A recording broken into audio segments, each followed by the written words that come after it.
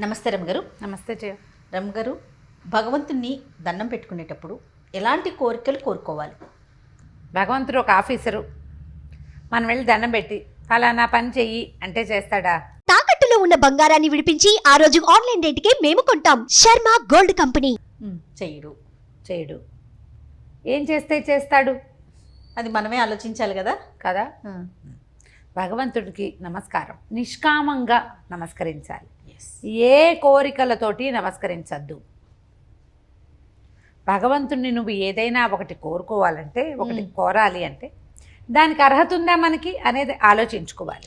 మరి అలాంటప్పుడు ఉండు అర్హత ఉందా అని ఆలోచించుకోవాలి. నీకు అర్హత ఉంటే ఖచ్చితంగా నీకు ఇచ్చేస్తాడు, నువ్వు అడక్కపోయినా సరే. మరి సమస్య ఉన్నప్పుడు ఆయన దగ్గరికి వెళ్ళి మొరపెట్టుకుంటాం కదా. అవును, సమస్య ఉన్నప్పుడు నమస్కారం చేయటం, నాకు సహాయం చెయ్యి అని పిలవటం వేరు.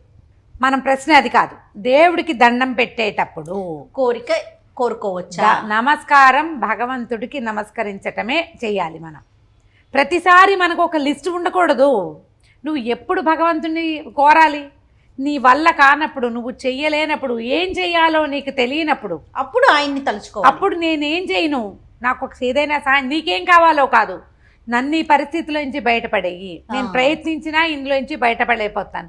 నువ్వే ఆ చిక్కుల వలయాన్నంతా సృష్టించుకుని దాన్ని తీర్చే మార్గం నీకు ఒకటి తెలిసినా సరే అది నీకు చేయటం ఇష్టం లేక, దేవుడా మిరాకిల్ చెయ్యి అని అడగకూడదు.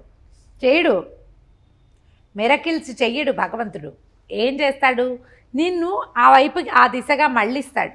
భగవంతుడు నిన్ను ఆ దిశగా మళ్ళించటానికి కావలసినటువంటి గుణం నీ దగ్గర ఉంటే, యథాయోగ్యం తథా కురు అని అడిగారు ఒక శ్లోకంలో. ఆ ముందు వాక్యాలు జ్ఞాపకం రావట్లే, ఇందాక నుంచి అదే ఆలోచిస్తున్నా. దేనికి నాకు యోగ్యత ఉందో అది చెయ్యి, నాకు నీ పాదాలు పట్టుకునే యోగ్యతని కల్పించు నాకని అడగాలి భగవంతుడిని. కాదు రమ్మగారు, మనం అర్హులం అనుకోండి, మనకేం కావాలో ఆయన ఇచ్చేస్తారా? చేస్తాడు. పైగా భగవంతుడు చూస్తూ ఉంటాడు. జయ, నువ్వు మంచి చెయ్యి చూస్తాడు, నువ్వు చెడు చేసి చూస్తాడు కదా. నువ్వు మంచి చేసిన వాడివి, నువ్వు ఇబ్బందుల్లో పడ్డావు, చాలా కష్టపడుతున్నావు, చాలా గొప్పవాడివి, మంచి పని చేస్తావు, బుద్ధిమంతుడిగా ప్రవర్తిస్తావు, అయినా నువ్వు ఇబ్బందులు పడతావు. ఈ ఇబ్బందులు ఈ జన్మ అయ్యి ఉండకపోవచ్చు, కిందటి జన్మలోనో ఆ కిందటి జన్మలోనో నీ తాలూకు కర్మ దుర్విపాకం వల్ల, కొంత సంచిత కర్మ చేసుకున్నటువంటి కర్మల వల్ల నీకు ఇప్పుడు ఇబ్బంది వచ్చింది. కానీ నువ్వు ఇప్పుడు మంచివాడివి, ప్రస్తుతం నీ జీవితం చాలా మంచి పద్ధతిలో ఉన్నావు నువ్వు. అప్పుడు భగవంతుడు ఏం చేస్తాడు? నువ్వు దేవుణ్ణి ప్రార్థిస్తావు. ప్రార్థన వల్ల నీ సంచిత పాపం ఉంది చూసావు, నువ్వు తయారు చేసి పెట్టుకున్నావు, అది కొంచెం తగ్గుతుంది. ఆ అవకాశం ఉంటుందంటారా? ఉంటుంది. భగవత్ ప్రార్థన వల్ల కొంత ఉంటుంది. కష్టపడటం, నీవు ఎంతవరకు కష్టపడాలి, ఇంత కష్టపడాలని ఉందనుకో నీ రాతలో, నువ్వు తెచ్చుకున్నది అంత మూట, నువ్వు తెచ్చుకున్న సర్ది మూట నువ్వే మోసుకోవాలి. ఇప్పుడు ఇంత సర్ది మూట శక్తిని ఇస్తాడు. అదేగా చెప్తున్నా, పూర్తిగానే ఇది. ఇంత మూట నువ్వు మోసుకోవాల్సి వస్తే నువ్వు భగవత్ ప్రార్థన చేయటం వల్ల ఈ మూట యొక్క బరువు తగ్గుతుంది. బరువు తగ్గుతుందా, మోసే శక్తి వస్తుందా? రెండును అదే చెప్తున్నా. ఈ బరువు తగ్గుతుంది, ఈ మూటని మోసే శక్తి నీకు ఇస్తాడు. నువ్వు భగవంతుడి మీద దుర్మార్గుడైన దేవుడా నేను ఇంత పని చేశాను అయినా నువ్వు పలకట్లేదు అని పక్కింటి ఆవిడని తిట్టేవనుకో, కర్మ సంచిత పాపం ఏమవుతుంది? ఇంకొంచెం పెరుగుతుంది. మళ్ళీ ఈమె కొత్త జీవితానికి రేపు రాబోయే జన్మకు నువ్వు ఇంకో మూట సిద్ధం చేసుకుంటావు. భగవద్ దూషణ చేసి, భగవంతుడిని దూషించి ఇంకొంచెం సిద్ధం చేసుకుంటావు కొత్తది. అనుభవించేసేయి. ఈ అనుభవించడానికి సరిపడా శక్తి ఇవ్వని నువ్వు ప్రార్థించవలసిందేంటి? ఏదైనా నీకు అత్యద్భుతమైన విషయం లభించినప్పుడు, భగవంతుడా నువ్వు ఉన్నావు అందుకే నాకు ఇది లభించింది అని దండం పెట్టుకో. ఆ వాక్యాలు అనుకో. ఏదైనా పెద్ద కష్టం వస్తే, ఎందుకో ఇంత పెద్ద కష్టంలో ముంచుతున్నావు నన్ను, ఈ కష్టాన్ని భరించే శక్తి నాకు ఇవ్వు అని దండం పెట్టుకో. ఈ రెండూ నీకు ఫలిస్తాయి. ఇది నువ్వు చేయవలసిన ప్రార్థన. ఏదైనా నీకు లభిస్తే, భగవంతుడా నా యొక్క ప్రతిభకి గుర్తింపు లభించింది అనుకోవద్దు. నువ్వు బ్రహ్మాండ నాయకుడు కాదు, ఒక్క క్షణం ఆయన చూడకపోయాడో అయిపోయావే నువ్వు. ఎవరైనా దీనికి అతీతులు కాదు, ఎవ్వరూ అతీతులు కాదు. ఏ ఒక్కళ్ళు దాని నుంచి తప్పించుకోలేదు. భగవంతుడు పరాంగుఖుడు అయితే మొహం పక్కకి తిప్పాడో అంతే సంగతులు. నువ్వు పరమాద్భుతమైన ఆటగాడివిగా, పరమాద్భుతమైన గాయకుడివిగా, నువ్వు ఏమైనా మహామహా విద్వాంసులు, ఏమనాలంటే విద్వాంసులే కాదు, రాజులు ఎవ్వరూ మిగలరు, ఉండరు, కదలరు, మెదలరు. భగవంతుణ్ణి మన యందు ప్రసన్నుడుగా ఉంచుకోవాలంటే మనం ఆయనతోటి మాట్లాడాల్సిన మాటలు 2. నువ్వున్నావు, నీ వల్లే నేను బాగున్నాను. అంతే. నువ్వున్నావు, నాకు కొంచెం తోడుగా ఉండు. ఆ శక్తిని నాకు ఇవ్వు. ఈ 2 మాట్లాడు. నువ్వు మిగిలినవి ఏవడిగినా వాటి వల్ల ఉపయోగం ఏమి లేదు. నీకు రావాల్సిందైతే వస్తుంది. నీకు రాందైతే నువ్వు ఎంత ప్రార్థించినా ఎంత ప్రయత్నం చేసినా నువ్వే తెచ్చి ఒళ్ళో కూర్చోబెట్టుకున్నా రాదు. రావణాసురుడు మహాద్భుత సౌందర్యవతని సీతామహాసాధ్యం తెచ్చి ఒంట్లో కూర్చోబెట్టుకున్నాడు. ఎక్కడో ఉన్నాను లంకలో అనుకున్నాడు. ఈ కథలన్నీ మనకి ఎందుకు చెప్తారు? ఇందుకే చెప్తారు. ఎక్కడో లంక, స్వర్ణ లంక, ఎవ్వరూ దరి చేరలేరు, దాటి రాలేరు. దానికి ఒక మహా భయంకరమైన రాక్షసి కాపలా ఉంది, లంకానగరపురి రాక్షసి. అయినా కూడా ఏం జరిగింది? ఒక కోతి, చిన్న స్వల్ప రూపంలో ఉన్న కోతి ప్రవేశించేసరికి చూడు ఎలా అయిపోయిందో. ఏమైపోయింది చివరికి? అతలాకుతలం అయింది కదా. మొత్తం వాళ్ళ జీవితాలను సర్వనాశనం. ఒకటి మొదలు పెడితే ఎంతమంది పాడయ్యారు? నువ్వు ప్రయత్నం చేసినా నువ్వు దాన్ని సాధించలేవు.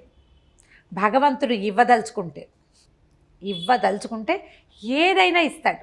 ఆ తలుచుకోవటం ఎప్పుడు కుదురుతుంది? నువ్వు చాలా గొప్పవాడివైతే, నువ్వు చాలా సరైన వాడివైతే, నీ యొక్క కర్మలన్నీ సత్కర్మలే అయితే. మనకి కావాలి అనుకున్నప్పుడు ప్రయత్నం జరగాలి, అంతేకాని భగవన్ నామస్మరణ చేస్తూనే ఉంటే జరగదు కదా. జరగదు. మొత్తం ప్రయత్నం చేసి అప్పుడు నువ్వు దేవుడిని పిలువు గజేంద్రుడిలాగా.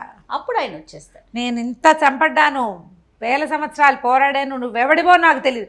ఫలానా వాడు శంఖచక్రధారిగా ఉంటాడో, త్రిశూలధారిగా ఉంటాడో, లేకపోతే పూలెక్కి 18 హస్తాలతో అమ్మవారు ఉంటుందో గజేంద్రుడికి తెలీదు.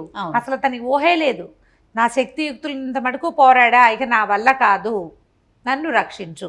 ఆ రకమైన శరణాగతి భగవంతుని యందు గనక ఉంటే నీకు భగవంతుడు పలుకుతాడు. ప్రార్థన నిష్కామంగా చేయాలి ఎప్పుడు కూడా.